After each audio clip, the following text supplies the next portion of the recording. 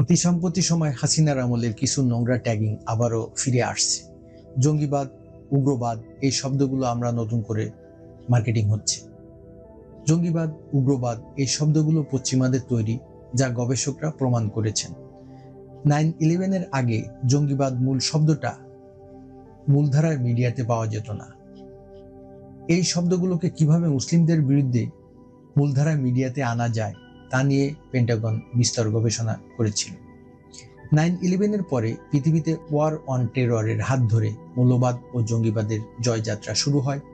এই ট্যাগগুলো দিয়ে জনগণের মধ্যে ভীতি সৃষ্টি ও জনগোষ্ঠীকে বিকেন্দ্রীকরণ করা হয়। হাসিনার আমল থেকে আজ পর্যন্ত প্রচলিত আইন ব্যবস্থায় জঙ্গিবাদ গুরুতর অপরাধ। জঙ্গিবাদের অপরাধে বেহিসাবি মানুষ আইন বাইপাস করে মেরে ফেলা হয়েছে। আইন শৃঙ্খলা রক্ষা বাহিনীর হাতে অগণিত মানুষকে নির্মম অত্যাচারের শিকার হতে হয়েছে। গুম কমিশনের রিপোর্টে তার কিছু কিছু চিত্র ফুটে উঠেছে। এই অবস্থায় যে কারো দ্বারা আরোপিত এই ট্যাগ কারো জীবনের জন্য হুমকি।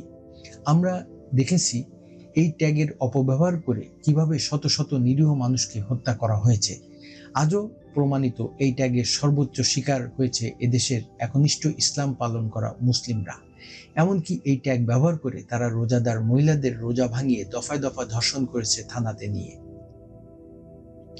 অতি সাম্প্রতিক সময়ে মিডিয়াতে ন্যারেটিভ তৈরি করা হচ্ছে যারা ইসলাম ধর্মে বেশি অনুরক্ত, 5 ওয়াক্ত নামাজ পড়ে, টাকনুর উপরে প্যান্ট পরে, পাগড়ি পরে, জুব্বা পরে, যে সকল মহিলা পর্দা করে তারা উগ্রবাদী। মৌলবাদী আপনি কাদেরকে বোঝান?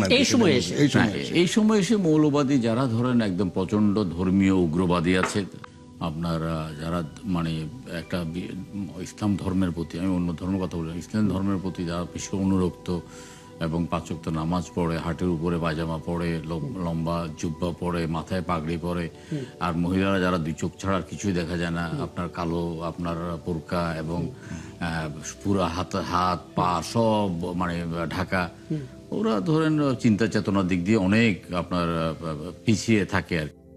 লক্ষ্য করুন তারা মুসলিমদেরকে কতটুকু পুশ করতে চাইছে। নামাজ পড়া, পর্দা করা মুসলিমদের জন্য ফরজ হুকুম। তারা এগুলোকে মৌলবাদী বৈশিষ্ট্য বলে প্রচারণা চালাচ্ছে। আমরা একটি আদর্শিক সংঘাতের মুখোমুখি। মুসলিমরা সংঘাত না চাইলেও তাদের উপর সংঘাত চাপিয়ে দেওয়ার চেষ্টা চলছে মুসলিমদের দিন ও বিশ্বাসের জন্য। মৌলবাদী ও জঙ্গিবাদ ট্যাগ মানুষকে না মানুষে পরিণত করে। আইন তার জন্য নিষ্ক্রিয় থাকতে দেখা যায়। এমন অবস্থায় কেউ যদি ইসলামের ফরজ বিধানগুলোকে জঙ্গি ফ্রেম করে ন্যারেটিভ তৈরি করে, তখন মুসলিমদের সেলফ ডিফেন্স করা ফরজ হয়ে যায়। মূলনীতি এই যে কেউ অপরাধী না যতক্ষণ না এটা প্রমাণিত, কিন্তু তারা আপনাকে ততক্ষণ পর্যন্ত নিরাপত্তা দিবে যতক্ষণ আপনি তাদের বাতলে দেওয়া ফ্রেমের মধ্যে থাকবেন। এই আইডিয়া বুশ দিয়েছিল। Either you are with us or you are with the terrorists. আপনি যদি তাদের মতো না হন তাহলে আপনি মৌলবাদী, আপনি জঙ্গি। আসুন আমরা প্রত্যেকে নিজ নিজ অবস্থান থেকে সচেতন হই, প্রতিরোধ গড়ে তুলি। আপনি আমরা এদেশের নাগরিক হিসাবে প্রত্যেকে সমান এবং আমাদের অধিকার ও নিরাপত্তা প্রশ্নে এক বিন্দু ছাড় নয়, ইনশাআল্লাহ।